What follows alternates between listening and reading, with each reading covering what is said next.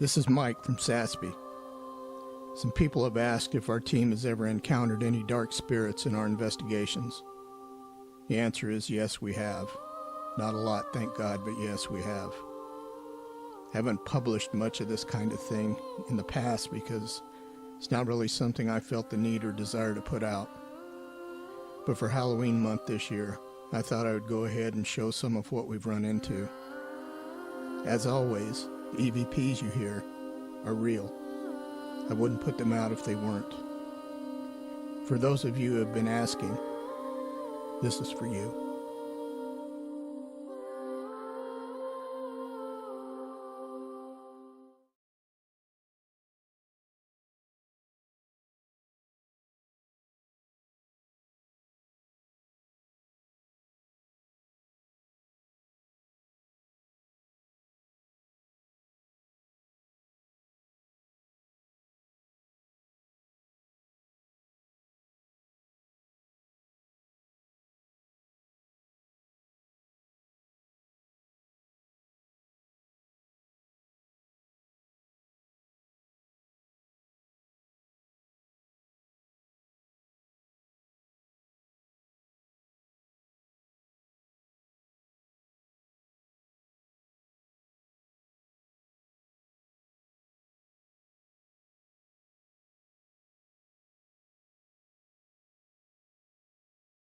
Years. Before I was here, it was vacant for a long time. You know, it was a crud house. They used it for a storehouse. Other people had lived here a long time ago. I told my husband the main thing here that causes a lot of the disturbance was back from the late 70s, maybe middle 80s. There was a renter here that kind of worshiped Satan a little bit. So he invited this thing in. So this person is now passed, whoever he was. So it's just him. Yeah. You know? Yeah. I would say no to that. I mean, back in the 70s and 80s, people were partying, doing different things. Yeah, blood house parties, right. The Ouija board, the whole. Yeah, they would. Who knows what they use this house? Even if it was vacant, if they were just coming here to party. Right. And you know, because back then there was no security around this place. You want to make sure that. I mean, there's some. I first counted 9, and then the next day there was 13, and then last night there was 15. Because when they know that there's someone that can see or hear them, they'll gather if they want to be crossed. So, but they're not originally here. They just came here.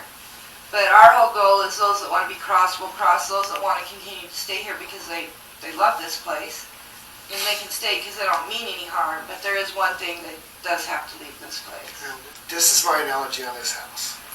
Yeah. Wizard of Oz. It's moved here, it's mobile, and it's in its own little circle. Yep. It's like this is my analogy. It's like this, and everything is around it as it is inside of it. That's what I feel about this place. It's always moving. Always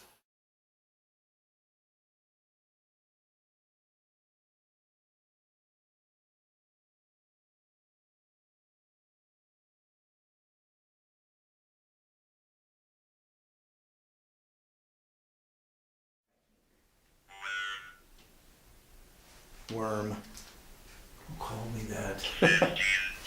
15. That's how many's at the house. 15 of them at the house? Yeah. It's got Mike right on the other side of the door. About where there he is, I think. I don't hear that working thing. Story. So we just got a recording of that thing telling me and Daniel at the airport house. I'm gonna get you both. While I'm talking, you hear it. It's soft when it says I'm going to get you, and then when it says both, it's loud. And Daniel was holding the recorder. Because I went outside and I told him because they don't want to talk because they're afraid of it. And I said, but you can't do anything. And he told me on my property I can't, at my house I can. And so I kind of like overstepped my boundaries a little bit and called him an asshole. And said, well, you didn't get Larry. And then I told Papa I'm sorry. And then while I'm talking, it says, I'm going to get you. It says, I'm going to get you both. On that recorder? Yeah. Daniel's, mine's almost dead. Up here.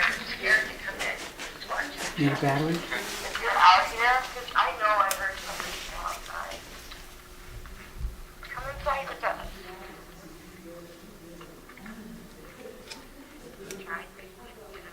Just wondering if you could hurry up and come inside with us. Light it up. Yeah, when we're on you, when we're in your house, we're on your ground. Oh, maybe good. We can't hurt you. I heard both. I heard I'm gonna But get if you. you, both. yeah, if you listen, you'll hear I'm gonna get you both. Hmm. And then me and Daniel were sitting in the car, and I don't remember what it says, but I guess he had quite a conversation with Daniel. I'll walk away because I'm not supposed to know. Mm. But then it grabbed Larry's arm, so I asked Larry, "If you feel anything, will you let me know?" And he's like, "Yeah, I feel something." I said, "When I grabbed your arm," but I didn't grab Larry's arm. So when did this happen? Just You didn't? Daniel can tell you what led up to that. Didn't you walk up and grab my arm? I didn't. Yeah, I walked up to you, but I'm not the one that grabbed your arm. But I'm gonna walk away and Daniel will tell you what went on in the car, Well, because don't be alone. I won't help you with nothing. oh, it's ain't when she's okay.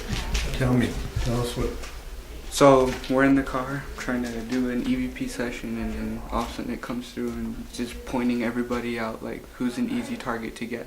Mhm. And I'm telling you, like, no one's gonna be easy to get.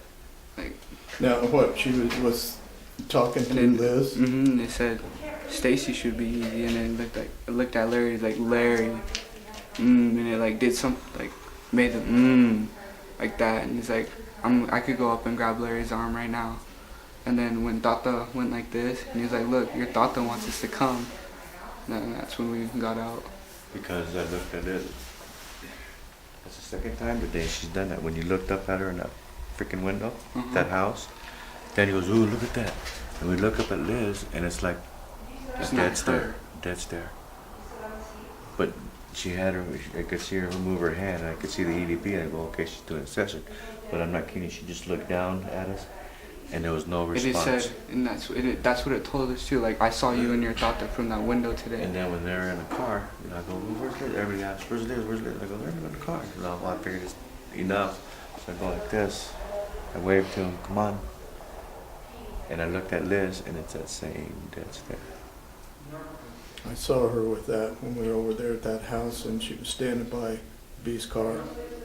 And I saw it also, and she was sitting there on the stairs talking to you. Remember? Mm-hmm. I don't like that thing. I don't I like mean, that that thing's either. just popping in and popping out. whenever It can't it do freaking anything feels though. like it. It can't do anything though. It's just making threats. When it has power is when we're over there at its house. So it can't do anything.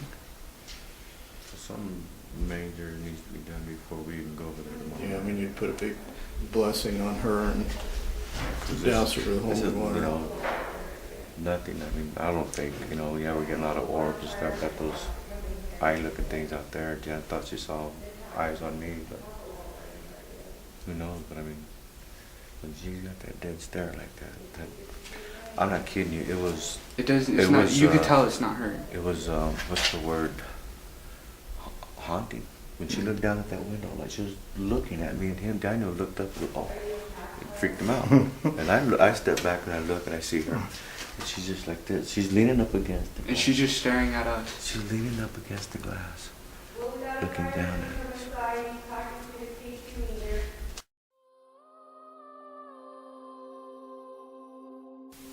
There's a couple of things I need to mention here.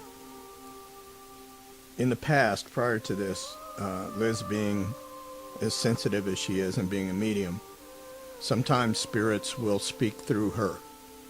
You know, we've had that had that happen before, but most of the time, not all the time, but most of the time, it was she was aware of it and she was allowing it to happen before they would jump her and start speaking through her. And you can tell when this happens. I mean, her look changes, her voices change a little bit, and you can tell that just looking in the eyes, it's not her. Now, what Pete's talking about is something that happened earlier that day at the house. In that house, there's an attic, and in the attic, there's two windows on either side of the house, on the north side and the south side. Pete and Daniel were outside walking around the house. They looked up, and they saw Liz looking at them, through that attic window. And what Pete's talking about here is the look that she had on her face. Initially, he looked at it and saw that she had a recorder and saw that she was running audio.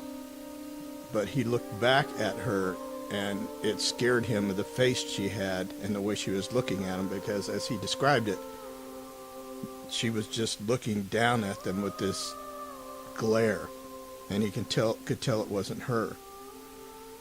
And you can tell what's been happening on this video that you're watching right now at the firehouse.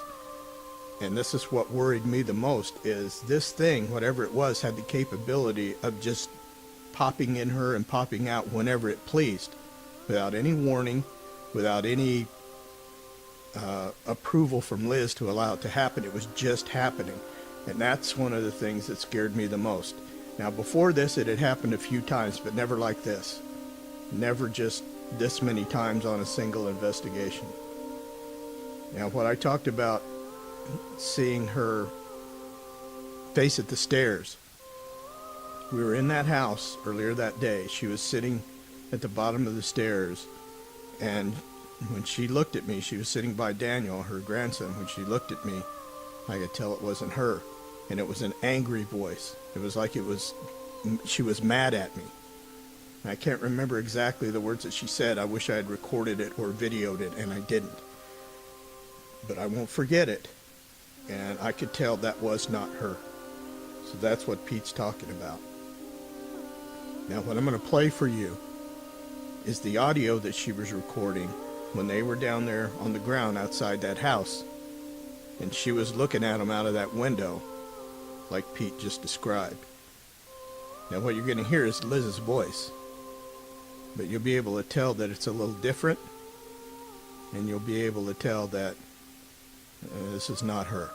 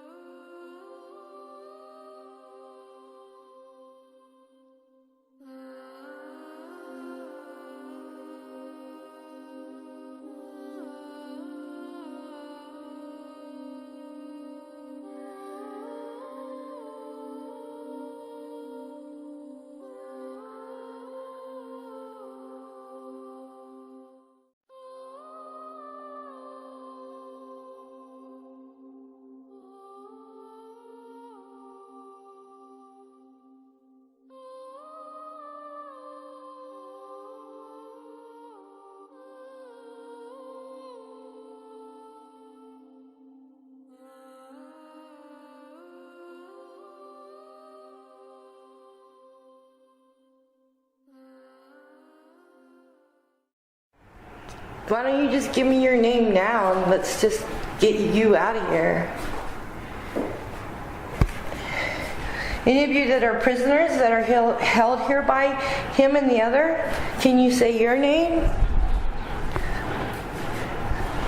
Hello, booked.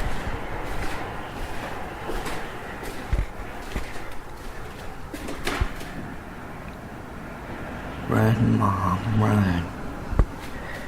Okay, I'm gonna stop it and see if we got anything.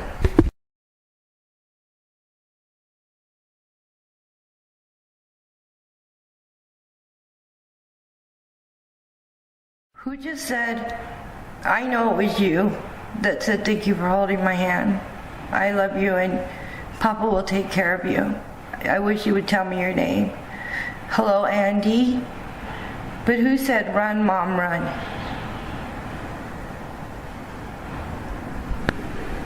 Look at them down there.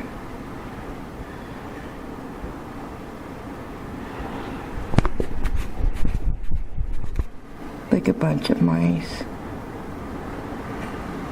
They don't have a clue.